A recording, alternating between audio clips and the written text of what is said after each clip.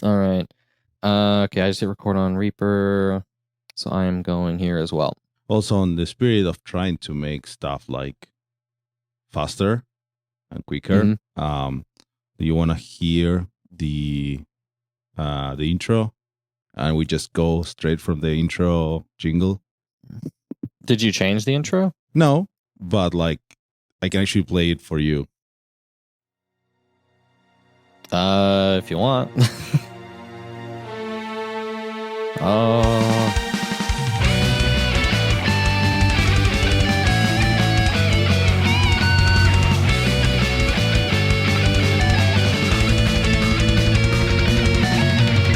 Sup Nerds, welcome to Powerful, the Power Metal Podcast. I am Fernando. I'm here back again after a long time, and with me is our good friend Kyle. Hello. How's it going, Kyle? It's been a while. It's been a while. We've had some stuff happen that I am excited to talk about today. Yeah, so our friend Kyle here has had an absolute bender of festivals and shows throughout the whole week and a half, going around the North American continent, from city to city, from show to show, just consuming all of the power and trad heavy metal that he could find. Yeah, consuming all of the power is a good way to describe it. I don't know why fucking everyone was like, all right, COVID's over, end of April, everything's coming back right there, okay. So like tons of fests and shows and tours, and I didn't even get to do everything I wanted to do too, because just too much stuff was happening, even with my week and a half of power that we'll get into here. Yeah, it's truly a lot. There were a lot of tours that started basically at the same time, both here on this side of the planet and on Europe, and everyone was scrambling to see what can I get, what shows can I see, can I time this one? Maybe if I go to this city, then I can catch the other band in the other city. A lot of people scrambling like that. So that's mainly what we're going to talk about. I think the last time we made an episode, we were talking about this ending of the kind of downer that we had the past 2 years, and going back to shows and listening to new bands and all the albums that started releasing out of nowhere. And this is basically a continuation of that. Just all those plans coming to fruition, at least for Kyle, that got to go to all these shows. And some of the shows that I actually also saw, because one of these festivals was live streamed online, which is something we get in more detail a bit later into the episode, which is really great, honestly, because otherwise I would have missed absolutely 100% of this. Yeah, I'm glad they have that ready for the people to watch online, because it's not like things are exactly easy to get to, even with the pandemic starting to wind down here, hopefully, knock on wood. Yeah, exactly. So let's get right into it. Yes. Transport us in time. Where did you start this whole trip, this whole thing? My adventure started in the frozen north, as is appropriate for metal. The frozen north in this case being Vancouver, Canada, particularly frozen this time of year. So this is for Hyperspace Metal Festival, the third iteration of this festival, put on by the organizer Joey Hawken, who we spoke to at the start of 2020 when everything was all nice and optimistic for the future. We were so ready to just, we were talking about how great the festival was going to be, how sick the lineup was. I was going to go all the way to Vancouver. We were all going to meet up and have fun. Yeah, and then a little something happened. Yeah, and but now we're here. Yeah, Hyperspace was going to be in April 2020 and was the real first casualty of the pandemic for me. So getting to finally go to this goddamn thing really felt good. It's like, oh my God, we made it. We're here. Yeah, exactly. So this is in its current iteration, it's a 3-day long festival, with the first day kind of being a smaller affair in basically like a random bar in a sketchy part of Vancouver called Funky Winker Beans, which is just a lovely name for a bar. Indeed. But it kind of starts off the fest in this smaller venue with this tiny fucking stage where you really get to have an intimate experience, as they like to say, right? Right.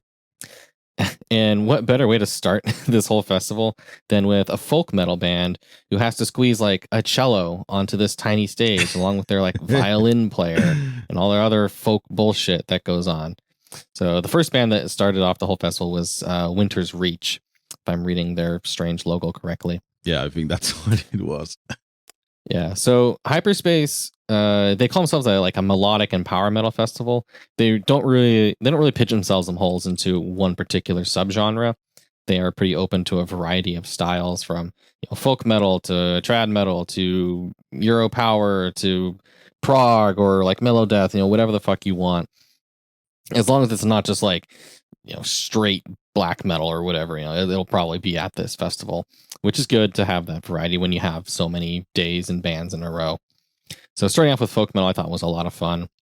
It just kind of suckered me back into the whole festival show feel after several months of a dry spell there. Now, was this first day streamed for you guys, or was it just the other two main days? I think it was the other two main days. I don't remember that this one was actually streamed, and I think it makes sense because the whole setup needed. I think they only did it in the other venue. Mm-hmm. I could check that actually just to be sure, but I'm pretty sure that day one was not streamed. I don't recall seeing people like walking around with like the stream camera or anything like it was at the other shows. Yeah, it was on the day 2 and 3 on Grant from Unleash the Archers. Yeah, it was will be coming up a lot. Yeah, so it was streamed on Grant's Twitch channel.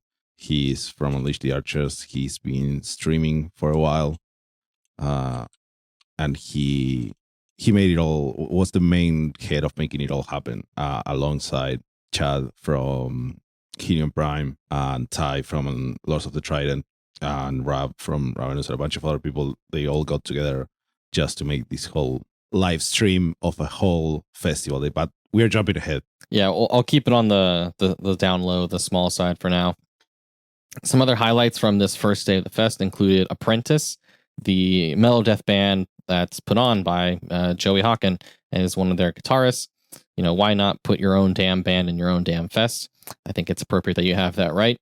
Although he just put himself in like the small stage, like as the third band. So like a very like, just no frills spot there, which, that works too.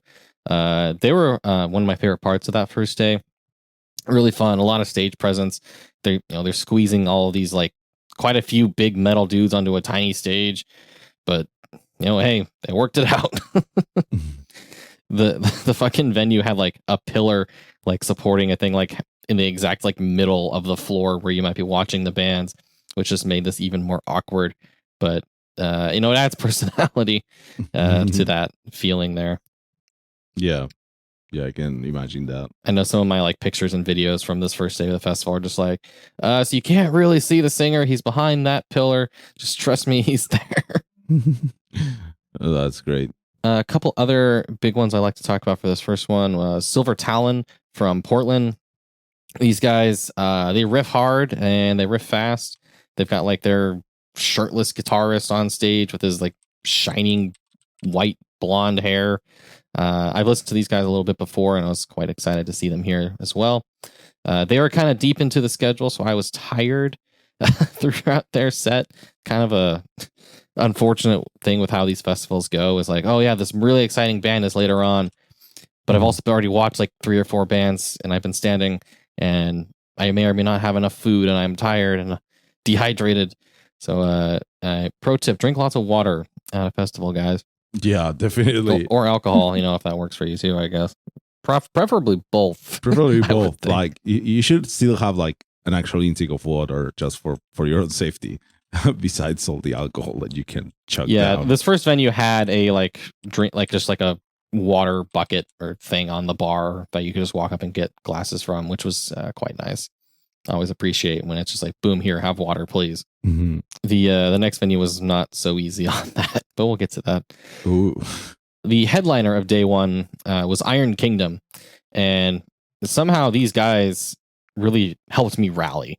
The power, the speed, the riffs, they were just incredible. They were super fun to watch, had tons of stage presence. Even though they were kind of a smaller band, it was just 4 people in total on stage, including the drummer. So the 2 guitarists, the bassist, and the guitarist basically doing double duty with vocals. Their main frontman is this big dude with big hair and a big personality. I feel like sometimes when bands have their guitarists and pull double duty as vocals, they sometimes have a hard time sort of commanding the crowd and having that stage presence. But these guys pulled it off just fine. I was super into their show. That was a lovely time. Yeah, that's it actually takes a lot to be the frontman that's singing and playing, and then not just stay there static, trying to do both things that might be incredibly hard. So that's great to hear that they pull it off. Having fewer people on stage, I think, also let them move around and have the different guitarists interact with each other, interact with the crowd more. And when you're in such a tiny venue as we were, like, you're looking right at these fucking people. So all of their like body language, their facial expressions, you can very easily see and read all of that. And all that comes through in how you're experiencing this performance too. So just being up there and smiling makes a big difference, and not just standing there nodding your head and being like, oh, I'm a tough metal guy. Yeah, definitely. So highly recommend Iron Kingdom's live show. So after that, I stumbled back to my Airbnb through a sketchy part of Canada, and we'll jump right into day 2 of the fest. Now, so day 2 and 3 are at the like main theater, which is the Rickshaw Theater, and then also a sketchy part of Vancouver, Canada. There's a lot of fucking bands on this day, including I think all the bands I was most excited to see. This is, like we said, this is when you guys started having your big old live stream. The main theater is much bigger, probably like 1,000-ish people is what the maximum is. I'm not sure exactly, but the bigger theater has like the whole standing section, and also has like a almost the same size seated section behind it. So even though there's like 7 fucking bands, you can still sit down and enjoy the bands, save energy for later, take a little rest. That's like kind of like the venue for Prog Power, right? Yeah, it's less round than that, whereas Prog Power is like right. that semicircle. This was more just like straight on. But you have both the floor and the seats, so you can really manage your stamina. It definitely helps for sure. Cool. The bar at this venue was not my favorite, being cash only and charging, was it like 25 cents for a cup for water or something because of some law in Vancouver, which was unfortunate. But, that's awful. Yeah, it's not great. I guess it's something about like plastic, disposable, limiting, whatever for Canada, whatever. Anyway, the main thing is the bands. A few highlights that I want to get into for just the first band of the that was Ophelia Falling. I think I had kind of low expectations for this. Mike and I, buddy in Vancouver who I went to the shows with, were like, oh, this is just going to be some like boring symphonic thing. But I thought they had a lot of stage presence. They were a lot of fun to get going with the great opening for the show.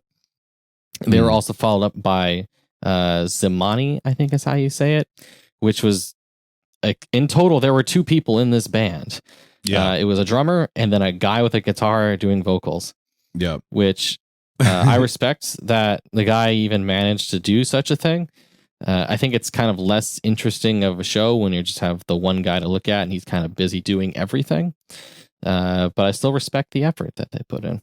I find it really striking because just having 2 people on stage like that, and then a bunch of backing tracks filling in, it looked like a cool show for the stream. But I don't know, I'm thinking like, I don't know if only 5 years ago people would have chased them off the stage in a metal show for doing such a thing. I know it has happened here. At these festivals, though, it's not like there's any bad vibes or anything. People are very supportive. Yeah, and I think that's great. Even if it's kind of weird or if there's technical difficulties, they're just gonna go along with it. That's honestly great. It's very great. It's great to see, because these are cool ideas. Like, maybe you can't find all the musicians that you need, but if the main things that you want to play, you can play them. It can be a cool show. Yeah, so when you're watching these streams, I didn't really watch much of the VODs. It looked like a lot of the shots were from like behind the performers. Yeah. Was there anything of like the actual just showing the stage? Yeah. So there was a camera that was to the back and left of the stage. So mainly that aimed at the drummer and the backs of everyone else.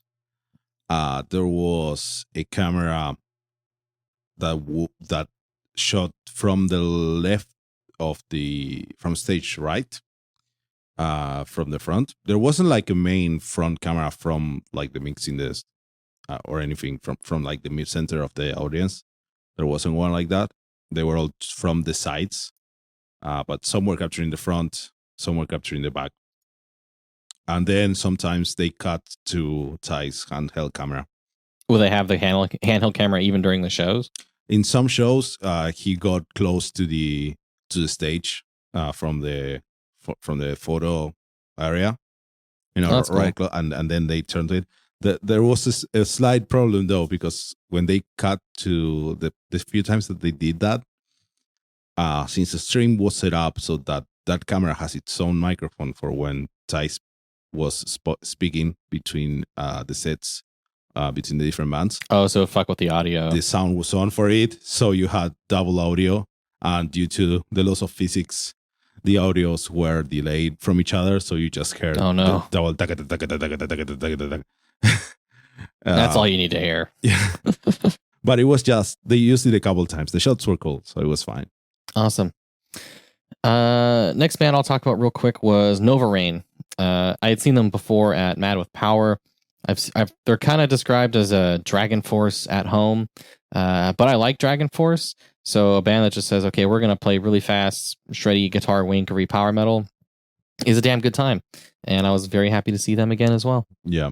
I didn't watch their full set, but it was pretty cool. Pretty cool stuff. Yeah, I feel like they were supposed to have a new album out like forever ago, and then that never happened. So I'm not really sure what their deal is, but hopefully soon. Because they were talking about that before the pandemic. What they've been doing the whole pandemic. Well, life is hard during the pandemic. Yeah, that's true. What have we been doing during the pandemic?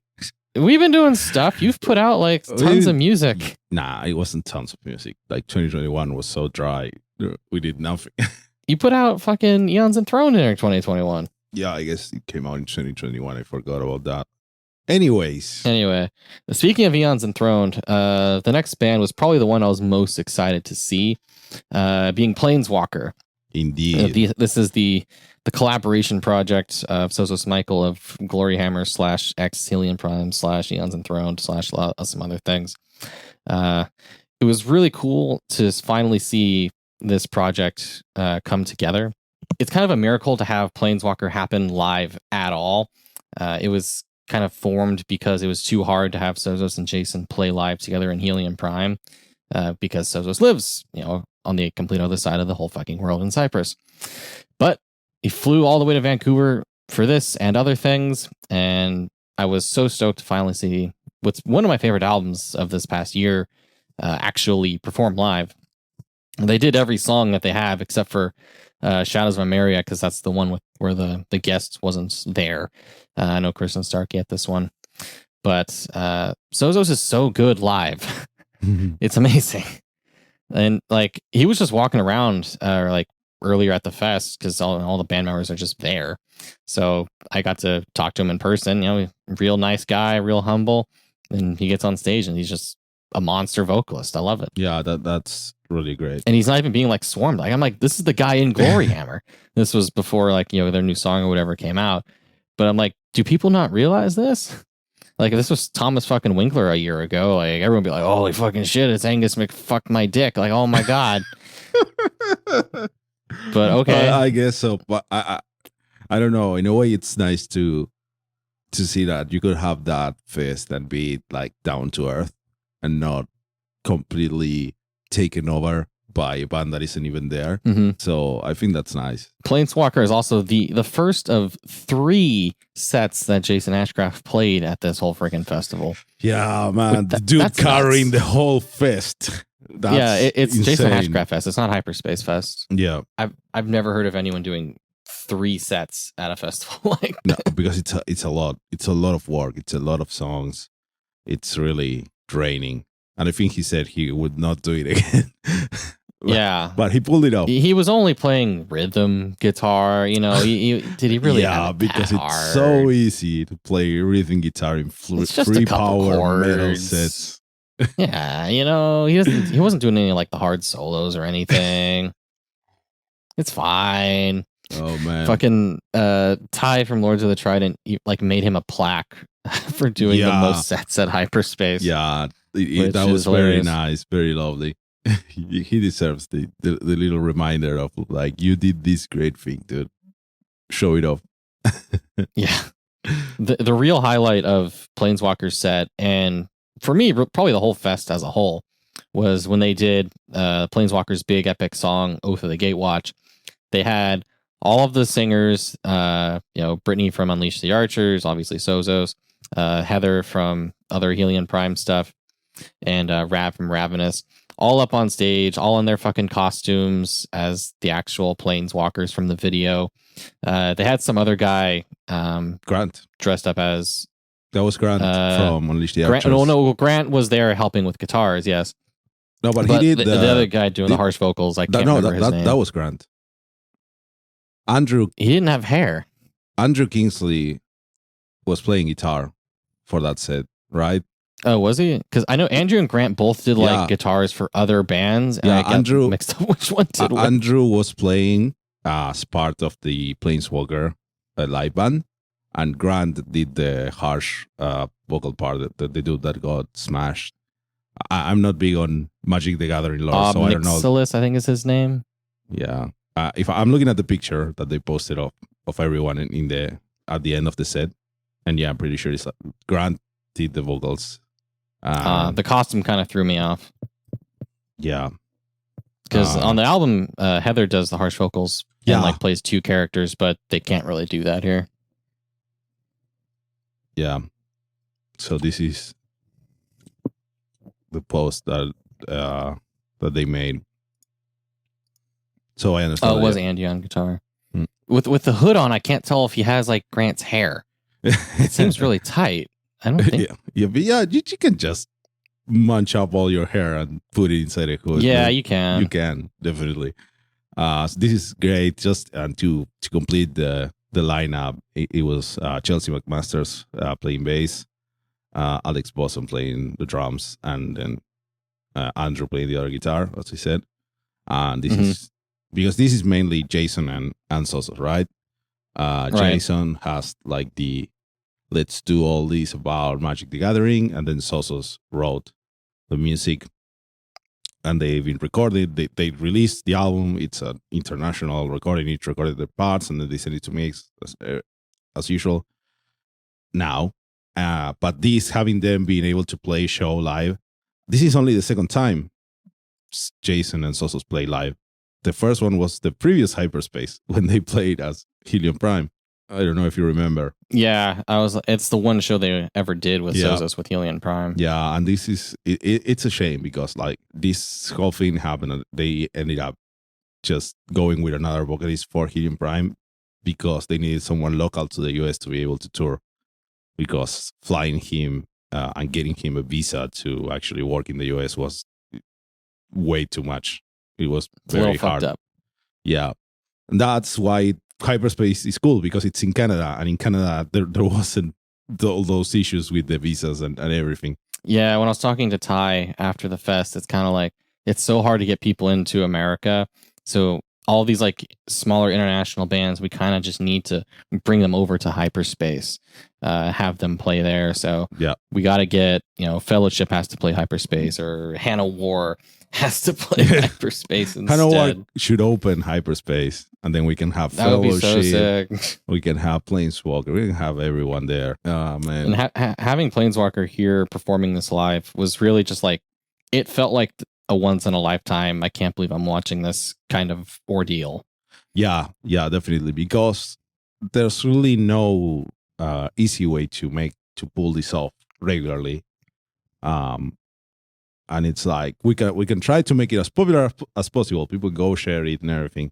But to be able to get to the point where this kind of lineup can actually play regularly, it's really hard, really, really hard. So this was great, and I envy you for being able to be there.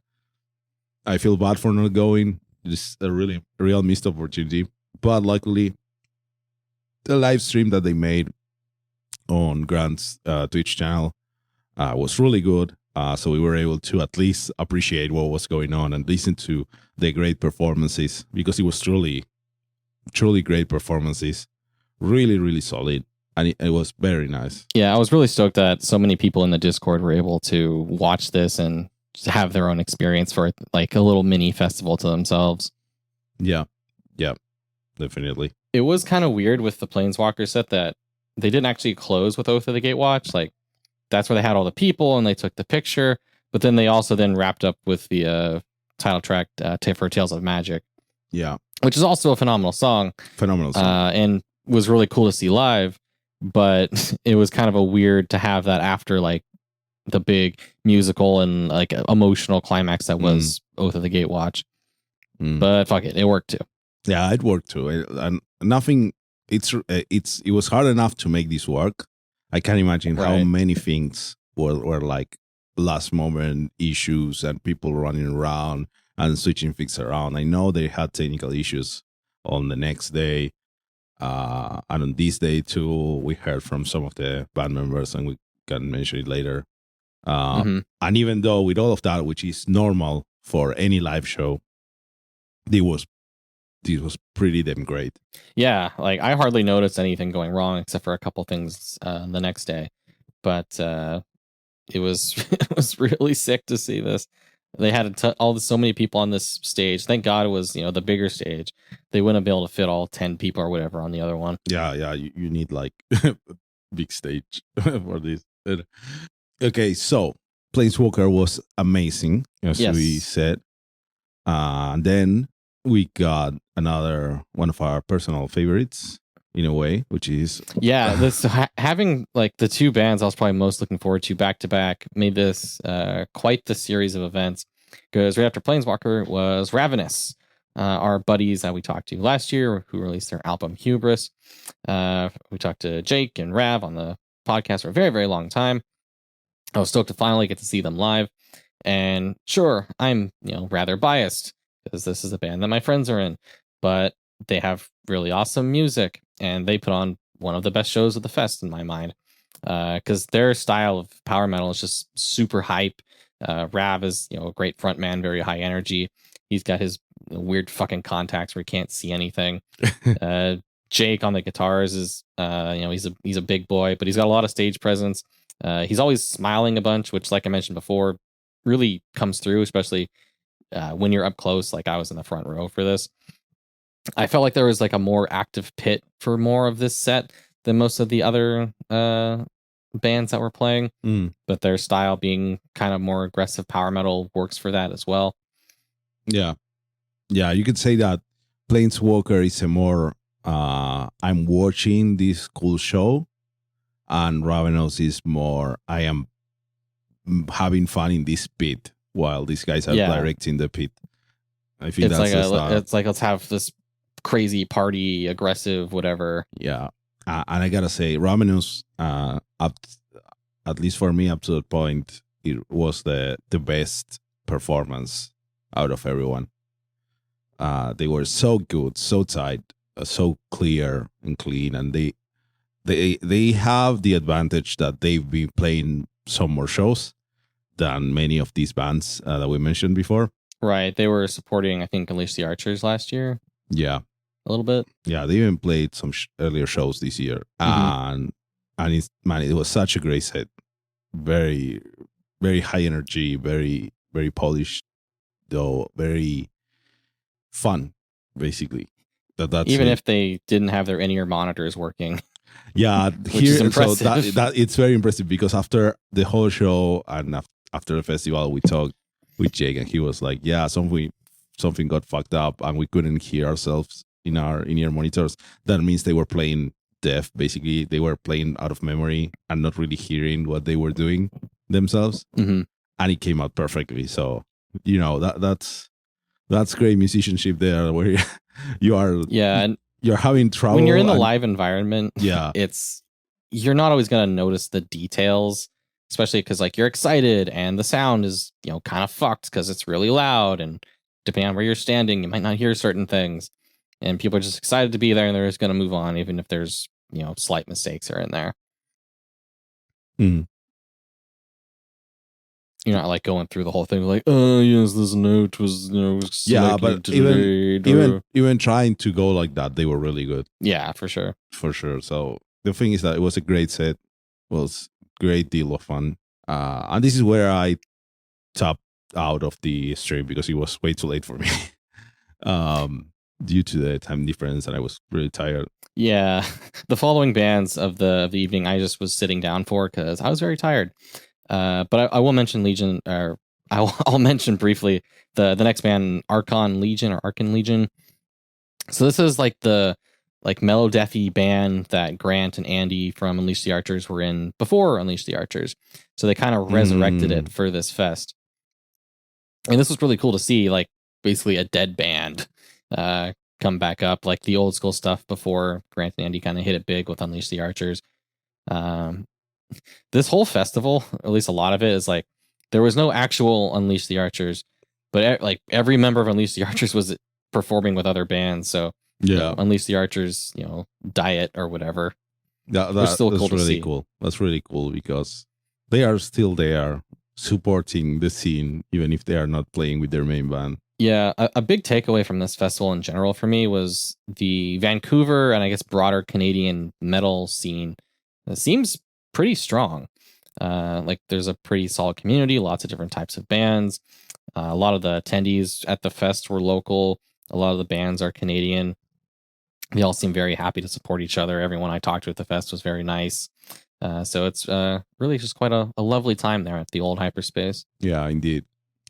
That really shined through on the stream because they were streaming all throughout the day, right? So the idea is they were filling out the space between band sets because there was like a 20 to 30 minute changeover time. Mm-hmm. And so most of the time it was type just going around the floor and outside and talking to people or going, showing off the merch from the different stands from the different bands. Sometimes just hanging out for a while with someone, trying to get the chat on the stream going and getting excited. They maybe sometimes it was Rob taking over as the caster or presenter. Sometimes it was Grant. They were just going all around, just asking people how they were doing and showcasing what's basically that local scene there, and how everyone was really nice and having a lot of fun and were really excited to be able to attend this festival and just have all these bands here. It was very, very nice. Lots of fun. They even gave away a guitar that was signed by most of everyone that was there. Oh shit! I didn't know about that. Yeah, there was a like a raffle, I guess. You just had to be. I don't remember what the thing was. You had to be subscribed, and you just you use one of the bots there on Twitch, and you're subscribed to Grant and you're entered in for a chance or whatever. Yeah, and then someone won. They would send it to them, and it was a small guitar. Like it wasn't nothing fancy, but the thing is that it was completely plastered by signatures from everyone that was at the fest. It was really cool. Yeah, that's sick. And then we got a bunch of behind the scenes, like from the green room and from behind the stage when people were coming out of their shows, little talks. Yeah, you're seeing stuff that I didn't even get to see, and I was at the damn thing. Yeah, exactly. We got some. Basically, we got everyone that was watching the stream got the special features, all the bonus material. Yeah, which is like, in a way, okay, it's nice because otherwise we would be there hanging out with everyone. So that's to compensate, I guess. It was also fun to play the game of finding Kyle on the stream with everyone in the chat. Well, I was on the stream for like a minute there. Yeah, that was nice. We got you there representing Powerful and everyone from the Power Metal chat. But it was more fun to just when Ty was walking around with the camera trying to see which one is Kyle. What's Oh, there. Oh, Which one is that? Where's the guy with the long hair and the black shirt? Oh man. Yeah. Oh man. Is it that one?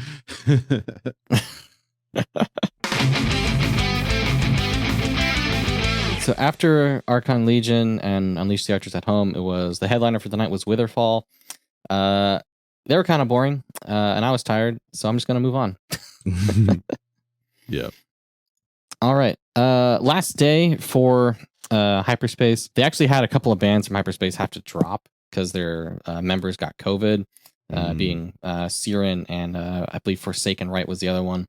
So it means there were fewer bands this last day, but it kind of made it not end so late, which was kind of nice for the last day.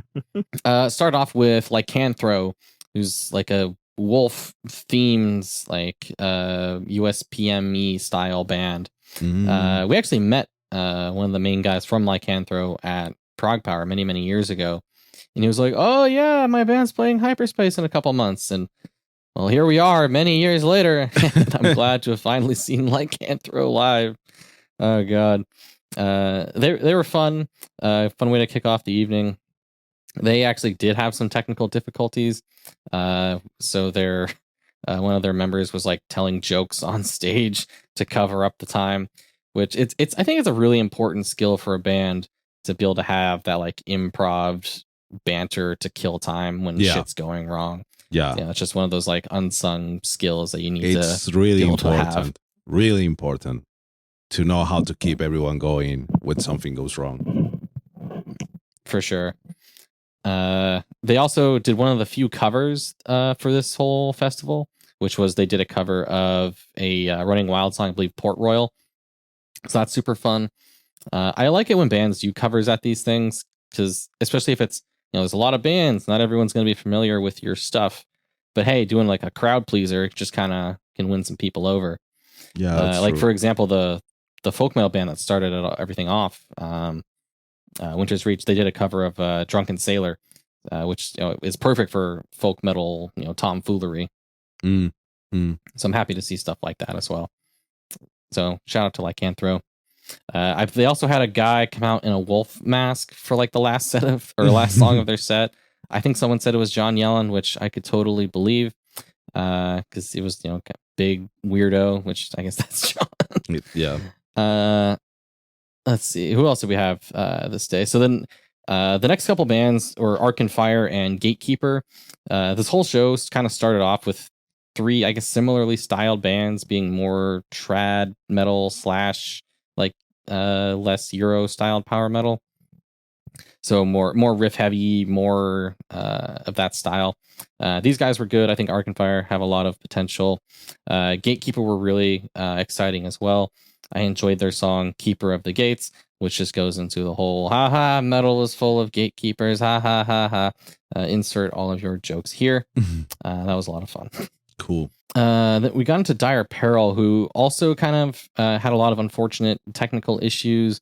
Like their backing track wasn't working, so they couldn't do their Godzilla song. They just kind of did like almost like an a cappella version of it.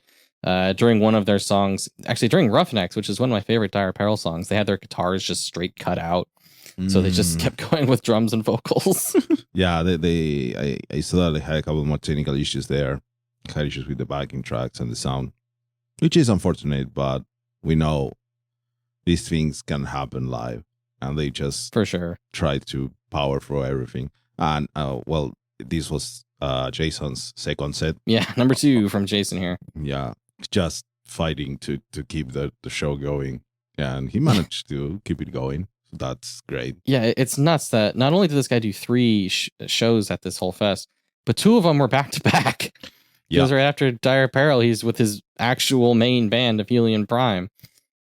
I don't know how the guy's even still standing at this point, let alone doing like another show here. But God, he did it. So Helion Prime, this was, I don't know, like the 4th time that I've seen them. And I think every time I see them, it's in like a larger stage and like a bigger context. Great. Which is cool to see as the years go on here. And as we all succumb to our slow deaths. But yeah, that's a downer way of seeing it. But sure, why not? we'll look into the future with Helion Prime as they go into space with science. So I was curious to see these guys because this was the first time I'd be seeing them since their third album, Question Everything, came out. And I was curious kind of what their live show would become with that. I was a little concerned, I think, early on in the show. I think they didn't pick some of their best songs from that third album to be live. And at least maybe because I was standing in the front and wasn't hearing everything correctly. But because such a huge part of that album sound is the keyboard, for better or for worse, not having that live did seem kind of weird, I thought. Or at least just kind of different. But as the show went on, they started pulling in their other old singers. So Sozos came in and helped out with Earth from their second album, which Earth is, I think, one of their best songs off of that album. Yeah. It's one of their fast power metal-y songs. So I was really stoked for that. Heather came in when they did a song off their first album. Was it Lifelines Away? It was probably Lifelines Away. I think there was a lot of stuff this day. Some of the details escape me. Yeah, that's fine. We're gonna and everyone that's interested, you can find this because people have been saving these videos from after the stream ended. I don't know how much of it was like caught up and uploaded to YouTube or wherever, but people have been saving them, so you can probably find these performances around if you look for them. Yeah, most of the VODs are probably somewhere on Twitch or YouTube. On Twitch, I don't know if they were still there, but it's worth checking. You should go check Grant's Twitch and see if they are there when you hear this episode. But they closed their show really strong. So they did Question Everything, the title track from the last album, with all three of the singers up there. So just, all the good vibes, everybody embracing, as everyone is happy to have here. No drama, no bullshit, just, nice music, nice people. What more do you want? Yeah, it was really great. That song came out really nice, and you can see everyone was having a great time doing it. Everyone was having a lot of fun, being able to get together and play live the kind of song that they have only recorded each one from their own studio place. So they, at the end of the day, when you do these international collaboration recordings, you're always playing to the click. You're not playing with someone else. You're playing with the metronome, and then they get mixed later. And being able to get together and actually perform those songs and do it great, that's amazing. It's the best feeling. Yeah, Helion Prime as a whole, I think, have kind of struggled to have a consistent identity with all the singer swapping. Hopefully, with them in a more stable place now, they can kind of move forward in that in a proper direction. I really like that title track and Question Everything. If they keep collaborating with other people, then hey, more power to them. That's always fun too. Yeah. And to close out the whole festival, we had Into Eternity, who's like a very fast, shreddy, mellow deathy style band, and the whole crowd was just going fucking nuts for these guys. It was so loud and so much shredding. It was amazing. I loved it. Another very special moment was during this particular set where Cam Pipes, the singer for the now dead band 3 Inches of Blood, came out on stage. They had kind of been teasing this throughout the day that, oh man, they're going to do a 3 Inches of Blood song. Oh, holy shit. Oh God, the singer's going to be there. Oh man, that's so sick. Is it going to be Deadly Sinners? It's probably going to be Deadly Sinners. It was not Deadly Sinners. It was Destroy the Orcs, which is also a really good song. But it's also a really fucking short song. So like it was over like as soon as it started. But it was so hyped to see such a well-regarded but dead band kind of be like semi-revived for this. Yeah, that's great. I saw that everyone was super excited about that. They've been talking about it throughout the streams, in between the sets, throughout both days. Everyone was super hyped, clearly. Yeah, absolutely love this. That whole show was amazing and just really was a wonderful way to end the festival. Indeed. I had a wonderful time in Hyperspace. I'm very much looking forward to next year. Some awesome bands to look forward to there, including Traveler and Lords of the Trident. There's so many just fun bands to look forward to. I don't have the poster in front of me right now, but I know they have more to announce as well. So everyone, please go to Hyperspace 4 next year. It's going to be a great time. Yeah, do check it out. Look out for Hyperspace Metal Festival. if you are near the area, basically if you're in North America, it's worth going to that if you like power metal and melodic metal. And Canadians are super nice, as we saw. Mm-hmm. Mm-hmm. So, coming out after Hyperspace, I didn't have much downtime. I traveled back for a day, got 1 day of rest at home, and then I wanted to catch the Dragonforce tour at some point during this little stretch that they're doing. Now, I had seen Dragonforce right before the pandemic shut everything down. I was lucky enough to see one of their last shows, and now getting to see them have this like resurgence, like new recontinued tour a couple years later, it's kind of like another bookend on the pandemic of like, oh my god, is this shit actually sort of over? Maybe. So I went to their show in Las Vegas because I thought it'd be a huge fucking meme to see Dragonforce in Las Vegas on 420. Insert joke here. Definitely was a cool way to see them, I think. So this band, they've got a lot of shows on the ticket for this particular tour. Starting off with 7 Spires, who are just our like up and coming darlings these days. I was very stoked to finally see them after their 2020 tours also got canceled. Unfortunately, with so many damn bands on the set, their set is extremely short. I think during most shows they only played like 6 songs. Mm-hmm. During my show, they played fucking 4 songs. Yeah, you got the worst deal out of everyone. Yeah, so like a couple shows before, like when Hayes Visions of Atlantis couldn't make it, they like got a long set. So I got the opposite of that, which is sick. Mm-hmm. But whatever, I was happy to meet them and talk to them a little bit after the show. Nice folks. They're going to be doing a longer set at Prague Power this year. Next month. Shit. So looking forward to that. I brought my friend along to his first metal show for this particular concert. And so I asked to make 7 Spires the first metal band he ever saw live. And he really liked them. So there you go. Awesome. Good job, guys. Good job. You won them over. After that is Visions of Atlantis, who this was interesting because they were on the tour with Dragonforce before the pandemic too. Mm. And for that particular show, the crowd wasn't into it at all. I thought they were boring as shit. I'm like, why the fuck are you even here compared to Dragonforce and Unleash the Archers? It's just like, what the hell? And they were kind of like inserted themselves onto this tour late in the announcement. I assume that's because of the Napalm guy just doing whatever the hell he wants. Mm-hmm. So more power to him, I guess. Yeah. Well, the interesting thing about this show is with their upcoming album, Pirates, that's just called Pirates. They have like done such a hard pivot from like, oh, we're so like soft and emotional symphonic metal. Oh my god! Into fuck it, we're a pirate band now because napalm. Oh my god! And it's so stupid that I just can't help but think it's really funny and kind of fun. They got you. It works. That's the thing. It actually works. It does work. It's stupid, but it works. I thought the live show was significantly more fun than the last time that I saw them. The crowd was much more into it.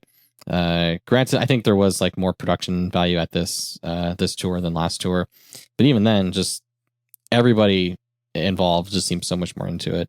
And so, yeah, is it fucking stupid and a meme? Yes, but I definitely did have more fun with this. So fine, be a pirate band now, Visions of Atlantis. More fucking power to you.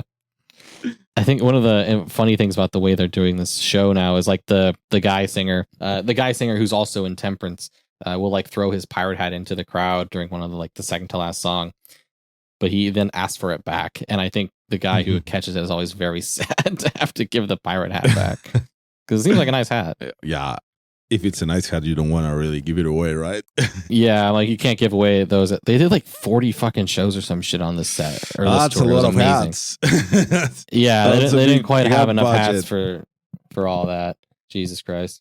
So let's see. After Visions of Atlantis, we had Firewind, who is a band I'm like somewhat familiar with. I listened to their first album quite a bit. The main reason Firewind exists, to my knowledge, is to show off their guitarist, Gus G. And as far as the live show goes, he was, I think, definitely the best part. Their songs are like fine. And their current frontman, Herbie, who's also worked with Avantasia on their live shows as a backup vocalist, yeah, is also, I would say, just kind of fine as the main singer. But whenever Gus G comes out and is shredding, and he does like some light up bullshit with his guitar and has like smoke machine on it, it's that's really cool, and I enjoyed seeing all of that.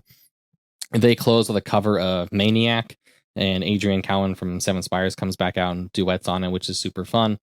So that's a nice little way of getting you hyped up for Dragonforce there as well. They sing backup for Avantasia. Yeah. So they've shared that. For Avantasia, a little. That backup spot where it's the two of them to the side doing backing vocals for a bunch of songs. Yeah, that's a little reunion there. And hey, more Avantasia this year, theoretically, supposedly. Ooh. So let's go. That brings us into the main event of Dragonforce. This was, I think, a similar set list and similar like style of tour as they did before the pandemic, because it is kind of picking up where they left off in a way.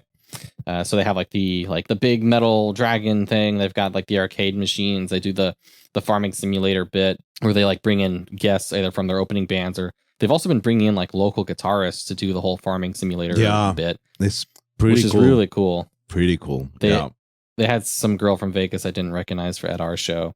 They had the guy from Lords of the Trident on at like their fucking Wisconsin show, which was cool. Yeah. So good to have some nice attention to detail, bringing in like local musicians there. I think that's cool of Dragonforce to do. It is. Because they don't have to do that. One would think that they are like far beyond caring about anyone else. But they bring cool bands on tour, and this thing of in every city where they are playing, they are trying to showcase for this little segment someone local that people will recognize. It's really, really cool. Really nice. Oh, that reminds me. I totally forgot to mention this. On fucking Seven Spires set, Mary Zimmerman from Helion Prime just happened to show up and do guest vocals during Lightbringer, which I'm like, that's great. Okay. That's great. I had just seen her with all the Helion Prime stuff the other day, and here we are. Yeah. Because Mary lives in Vegas, I think. I thought she was in Sacramento with the rest of the Helion Prime guys, but maybe I'm wrong. I remember that she was talking about asking like, okay, who's going to the Vegas show today? But maybe I'm wrong. What do I know? She was there for sure. She was definitely there. So that's what matters. She was definitely there. That's all that matters, I guess. Yeah, so it just makes the show a little extra special. No, yeah, she lives in Las Vegas right now. She's currently resides in Las Vegas, Nevada. Oh, okay. So that makes more sense then. But hey, they let her on. Yeah, that's cool. That's great. That's really cool. And it helps that song. It's cool because that song was originally written for two vocalists. So yeah, because the album version has was it Casey Lee Williams? Yeah, Casey Williams. Yeah. So that's cool that they got them both up there. Mm-hmm. The new wave of nice metal buds, continues to grow there. Right? I guess, yeah. So this whole tour in general had, I thought, pretty high production values. Even like the opening bands had like very impressive lighting shows. When I talked to Seven Spires after their set, they said that like the Dragonforce lights guy like offered to help the other bands with their stuff. And so I had never seen opening bands with like this like in depth of light shows. I wasn't sure if it was just because of like the Vegas venue or having like fancier setup, but no, I guess that's just what they did. Well, that's really cool, honestly, to share the actual stuff like that. For sure. That's really nice. It's very generous, actually. The fucking Dragonforce set had so many times where like confetti cannons would go off, and it wouldn't just be like small things of confetti. They had like long streams of confetti that get stuck on all the fucking chandeliers. Yeah. And it's this nuts little thing. They have like videos going for all of their songs, including like just like Machinima, like modded Skyrim battles during Last Dragonborn. During some of their older songs, they had like during Heart of the Dragon, which I was stoked to see live, they had like just edited together footage of like video game trailers of dragons. And there was one point where you could see like the Yahoo movies like fucking like watermark on like the Aragon trailer or some bullshit.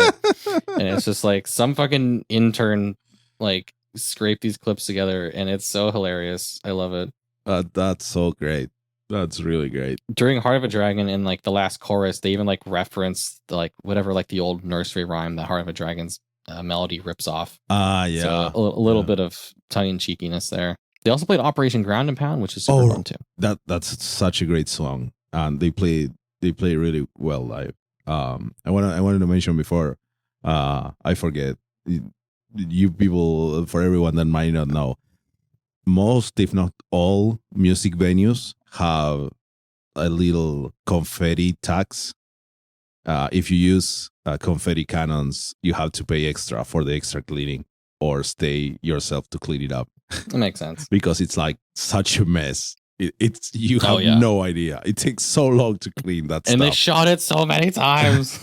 I guess if it's just like a flat amount, you might as well make the most of it. It was a really great set though. Dragonforce, they've got their reputation like, oh, it's Studio Force, oh, they're so drunk. Like, fuck you. It's a fun show. Lighten the fuck up. They do a good job. That's so old though. They haven't been that stupid drunk live in like 10 years now. So yeah. I was glad to not have the technical problems at this show that I had at my last Dragonforce show as well. Oh yeah, I remember that. Yeah, that sucks. But well, that's again that can happen at any live show for sure. I've watched Metallica on Rock in Rio 2015 in Rio to millions of people, just half the sound cut off and then everything cut off, no sound mid song, and then they bring it up again. And for the next song, 2 bars in, it blows out again, no sound again. Jesus. So it can happen to anyone at any level. That hopefully it doesn't happen to you when you are watching a show, a cool show that you like, but it can, and that's just life. Yeah, so it goes. That's just kind of the risk that you run with it. Mm-hmm. So after Dragonforce, very little downtime as I then flew to Houston, Texas to attend Hell's Heroes 4. Now, the Hell's Heroes Fest is very much focused on like your true metal, like your old school traditional metal, USPM, God forbid if I hear a fucking twinkly keyboard in there. Oh no, oh fuck. Like, you better wear fucking jeans and leather, not Cracker Jack clothes at this here set, brother. Oh, it's a very true metal festival. And my God, there's a lot of fucking bands at this festival. I think just as like an overview of this fest, it's an interesting setup that they have at the venue of the White Oak Music Hall, where there's like a main stage that they call like the downstairs area. Mm-hmm. And then they have like a second stage, what they call the upstairs, which is like a side room that holds like a couple hundred people, maybe. So you've got like 1,000 in the main thing and like a couple hundred in the upstairs. And they alternate bands on these different stages, like constantly. So if you wanted, you could just constantly go up and down, upstairs, downstairs, have a never-ending slew of bands. You will fucking die if you do this, because there's like 6 per stage per day, so like a dozen bands a day, most of which only get half an hour set, but then later on it's like 45 or an hour, I think, for the headliner. It's kind of nuts. There's no way you're gonna see everything unless you just hate yourself. So you kind of have to sacrifice something to make sure, like, okay, I'm gonna miss the end of this band because I want to get a good spot for the start of this next band. Okay, I'm gonna just miss this one to get a breather before the next band downstairs or whatever it is. You kind of have to pick and choose. It kind of a nice thing about it is, while the upstairs sets are so small and it's possible to just not be able to even get into the fucking room, it also means you get kind of both worlds of like a normal-ish stage with like, okay, there's actual room for people to be on the stage. And then you also get like the small, intimate, like bar back room type of stage for some other bands. Yeah. Which has its own appeal. Yeah, and definitely. Can be fun in its own right. I think some of the most memorable sets for me were on that tiny upstairs stage, because you're so packed in and you think you might die, and it's kind of cool. And I think it got a lot rowdier up there during, what was it, like Oath of Cruelty. Someone was like threw a trash can at the drummer. That's so insane. I saw the video of that. I know. I was sitting so out for much. that one, but man, it's way too much. It's like and I don't know how to properly convey this only with words, but it's like a full-on trash container. Like, it's like not a little trash can. It's one of the ones It was on plastic. the streets. Yeah, it's made of plastic, but it's like you could put a human in it. And he just flew right straight at the vocalist, and he just dodged it. Like, I don't know, it's amazing that he dodged it and didn't just eat it with his face, because he would have been knocked out completely. Yeah, like that whole stage got rowdy. I never saw any other trash cans get thrown. It's fucking riot. But there were tons of crowd surfers and whatnot up there, and it's a good time if you can have the stomach for it. This show, or this festival overall, there's not a lot of places to like sit down and watch the shows, but there's a whole outside area, which is like this huge courtyard where they set up like the merch booths, and there's more bars, there's food trucks that are out there, so you can get fresh air and sit down outside, which you definitely need for a breather. There's lots of places to get water at the fest too, because it's fucking Texas. It's hot, it's humid. You'd die otherwise. Yeah, Texas kind of sucks. Shout out to Texas, but I'm glad that the fest is kind of looking at people there. I wish there were more places to both sit and watch the shows. Otherwise, like if you're watching a show, you're fucking standing and your feet are gonna kill you because there's so many fucking bands. But oh well. This was me after like already a few days into my week of shows here. So with this show and all the bands there, like I said, it's a very specific kind of metal. There isn't a huge amount of variety. As opposed to like Hyperspace, which is just like, any and all forms of melodic metal, fuck it, everyone's welcome. This is more, sort of old school trad style. Yeah. And you even see it in like the people in the crowd. Like there's always people wearing like battle jackets and shit and like leather or spikes or whatever at shows. That the proportion of that was significantly higher, I thought, at Hell's Hero than any other show I've been to. It almost felt like I was walking back in time to the 80s. There's people in like leather pants and like big hair and shit like that. Shout outs to the guy with the fucking Taco Bell jacket with a fucking metal back patch on it though. He was my favorite. He was cool. Amazing. Amazing. A cool thing about a festival like this, and hell, even Hyperspace, is the bands that are playing there. It's like, they're all fans of all the shit that's going on, and you can just walk around and talk to them and meet them. Like I was wearing a Visigoth shirt the first day there. And I was just talking to a guy and his girlfriend there.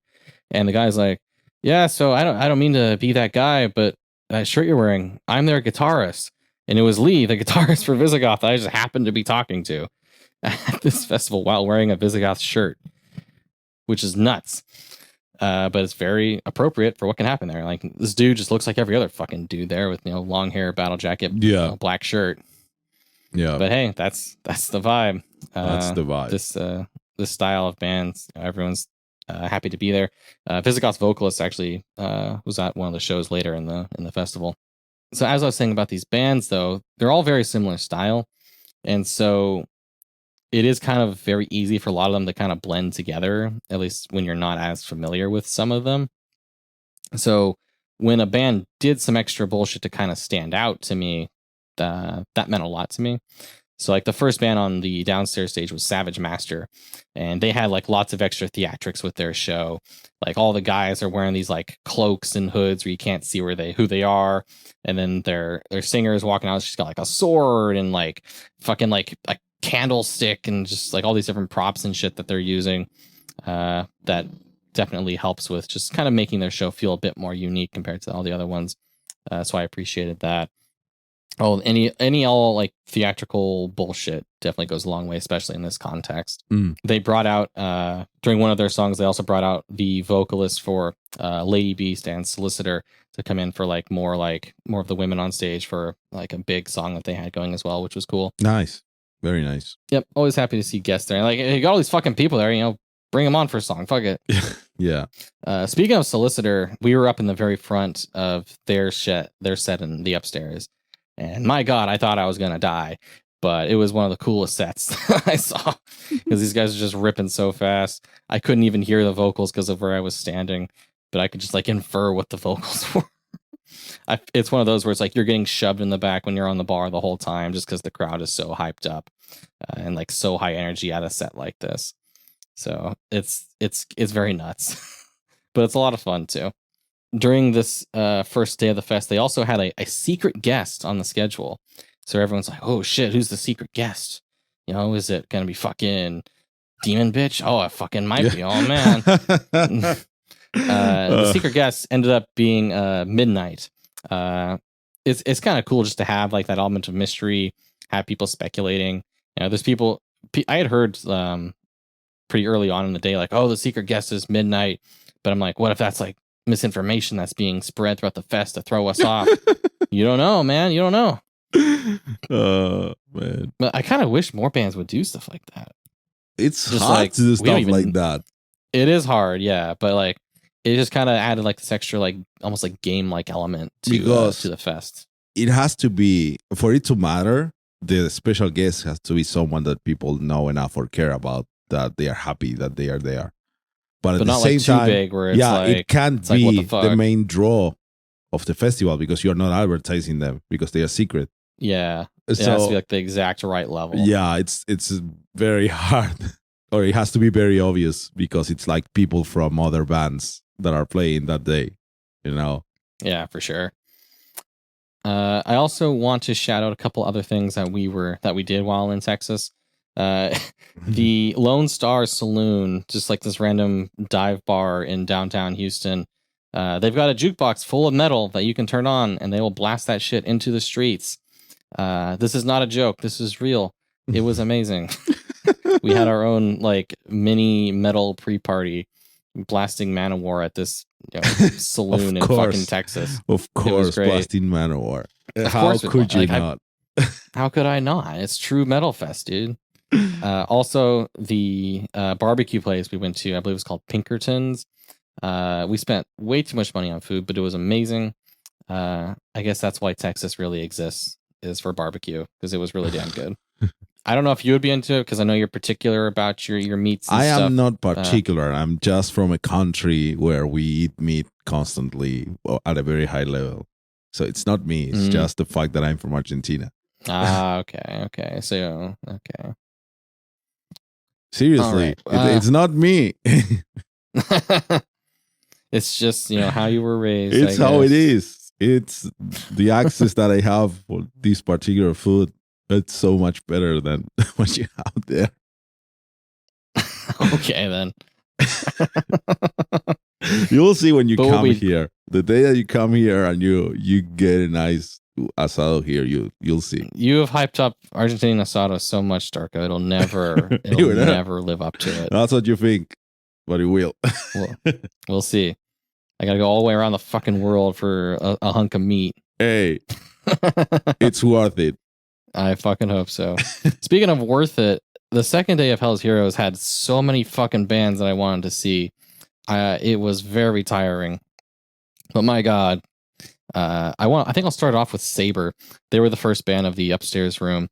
I'd actually met a few of the Saber guys the day before, just talking to people. Their vocalist Turbo Steve, with his aggressive leather pants, kind of stood out. Real nice guys. Happy to talk to them. And then their set just absolutely ripped. These guys go fast and they do not stop. I had a super great time watching Saber's set. Highly recommend checking them out. They only have, I think, one album so far, so they basically just played that album for their half-hour set. Very fun time. Some other special bands for me the second day of the fest. I think the one I was most like emotionally invested in was the Lord Weird Slough Feg. If that's how you say their name, because I don't fucking know. Yeah, that sounds about This right. is a band that these guys have been around for fucking ever, and they've got quite a few albums. I most know them from the video game Brutal Legend. They had some songs on that, and then I kind of got exposed to a couple of their albums through there. I was hoping they would play, because they have so many albums. I was like, what the fuck are these guys going to play?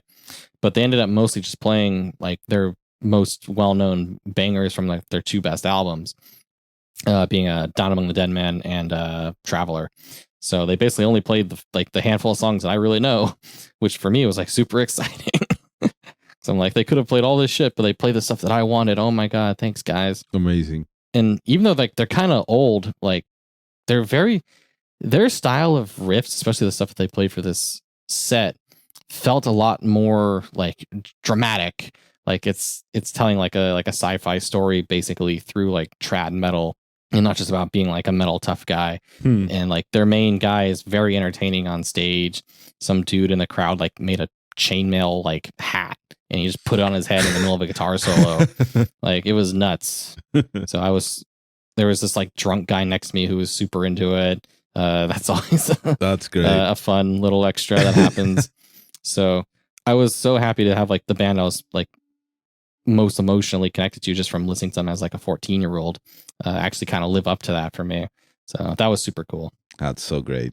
Then right after Slough Feg and the downstairs main stage was Medieval Steel, which is like kind of a weird band because they had like an EP in like the 80s and then like disappeared. And then they have done like an album or two since then in recent years. But like that original EP like kind of got like a legendary status.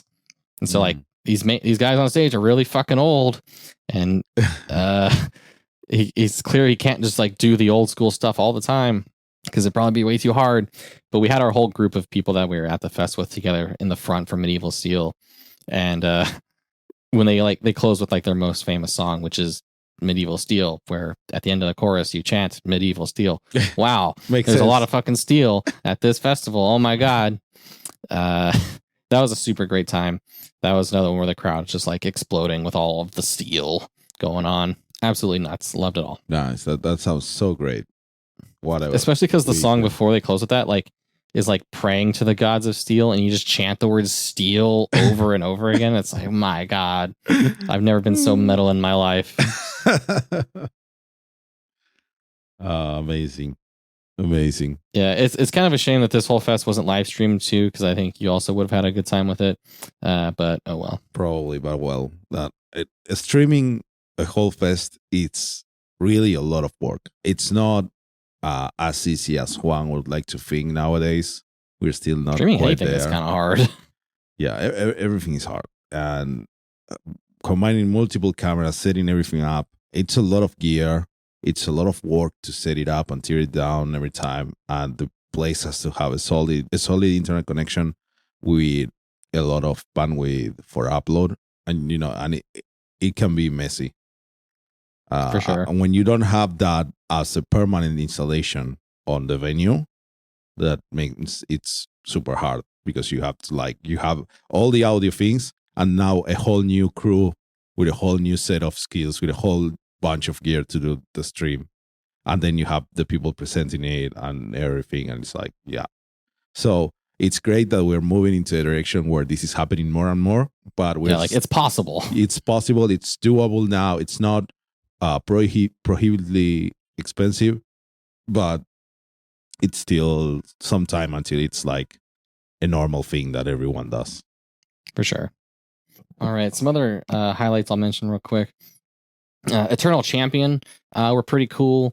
Their main guy like walks out with like a chainmail something like hood on and like a sword, and they're doing just crazy riffs and all of that. They had the vocalist from Visigoth guest on a song too, which was cool to see. Unfortunately, the Eternal Champion, this is pretty late in the fest, but it's also where they took too long with their setup, which means the whole like one band is on the upstairs, which is immediately followed by a band downstairs thing, got really thrown off. Mm-hmm. So I had to leave Eternal Champion set early to go catch the next set I wanted to see upstairs, which was Traveler. These guys were fucking sick. And I'm very happy I got to go and see them. I like snuck in through the side door of the upstairs room in order to see them.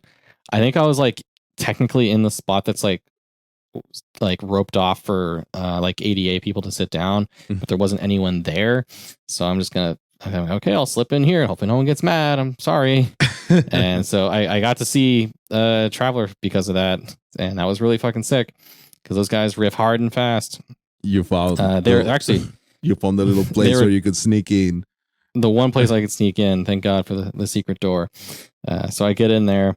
These guys were actually touring with Saber and Haunt. I'd only caught a little bit of Haunt show earlier. I kind of took a break then. But like I mentioned, Saber was great too.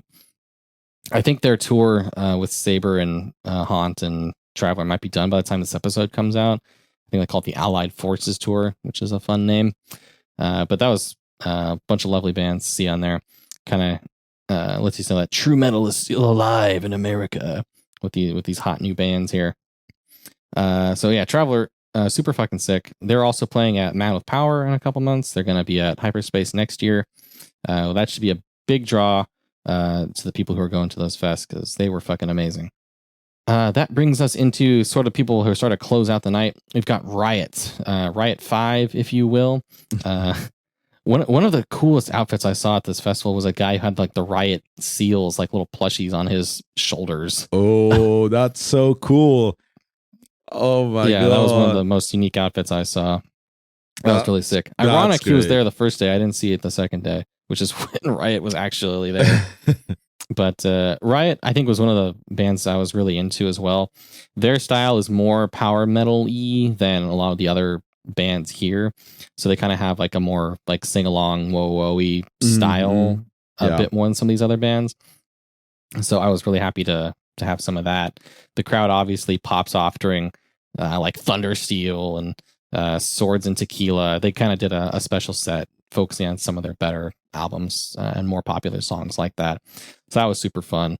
I took a video on my phone like during Thundersteel, and when you play it back, you can just see like beer just fucking flying everywhere. Tons of people crowd surfing and all this other bullshit. So very, very active crowd at this here festival. Definitely a memorable time because of that. That's so great. Yeah, for sure. So great. That's the best kind of fest with a great crowd just going nuts. Yeah, like the crowd at Hell's Heroes in general, probably one of the more, I guess, active crowds than some of the other fests I've been to. Just kind of maybe being that more like true metal, whatever bullshit. Maybe it's younger than some other festivals. But it's definitely a rowdier bunch, which kind of fits. But, you know, when you're walking around talking to people, everybody's nice. Had a great time there. Riot's also playing at Prague Power next month too. So I'll be happy to see them again. I was really fucking tired during Riot at this point after all of these shows.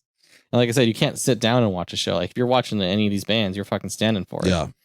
So it's not like Prague Power or Hyperspace. Yeah, it's not on easy mode. This is like normal festival. No.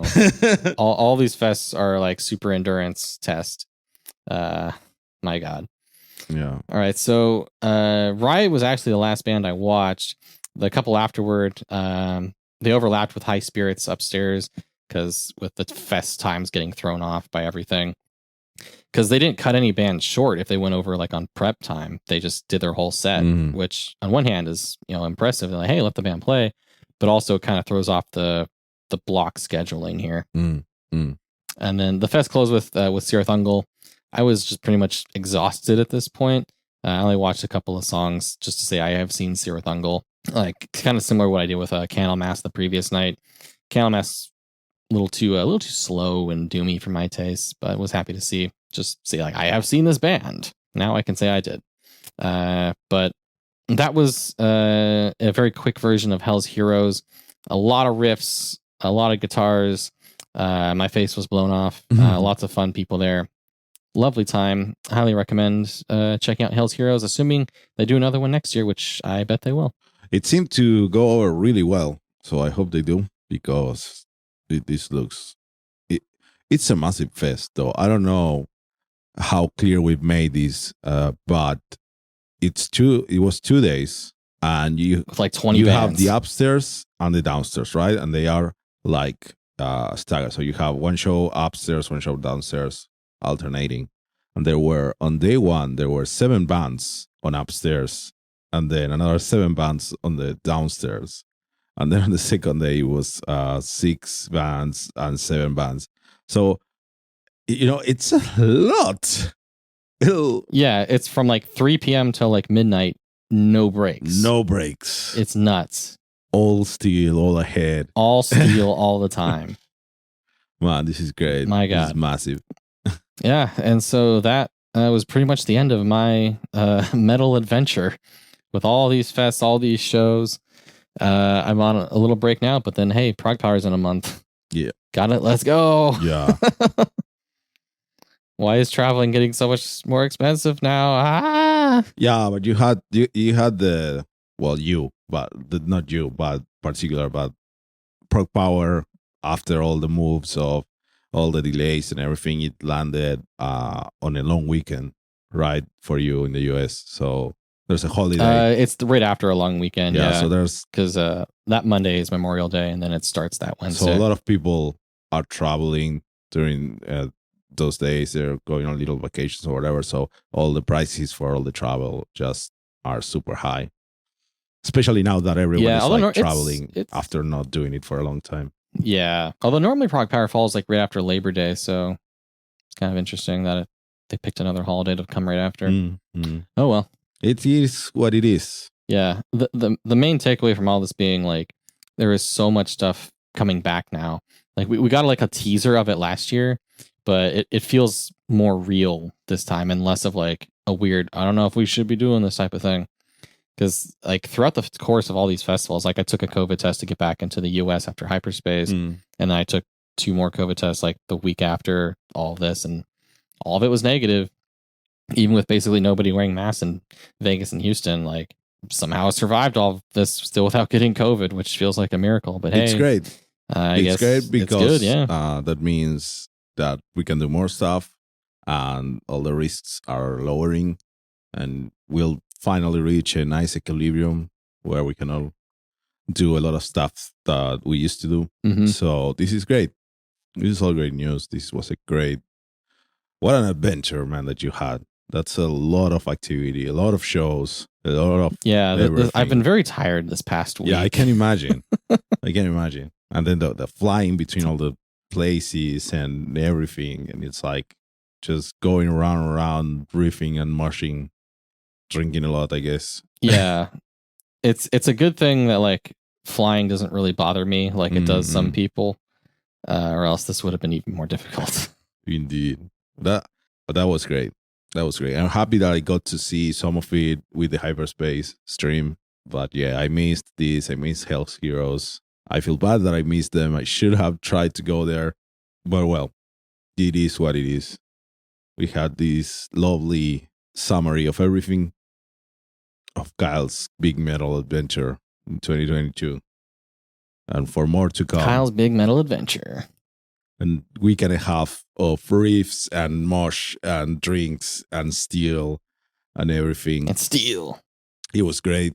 And I think that's an episode for now. No releases right now because we'll do that later another time. And this is a nice little technically short episode for our standards. Yeah, big thank you to everyone who put on these fests. You know, like Joey, the main organizer for Hyperspace, for Jason Ashcraft, the real hero of Hyperspace. Everyone who worked on Hell's Heroes, the random nice people that we met at all these festivals, the friends that I went with to all of these things. You all know who you are, and I'm very happy to have gotten to live life for a little bit here. Yeah, I did. And that's it, right? What's the real steel was the riffs that you heard along the way or something. Yes, exactly.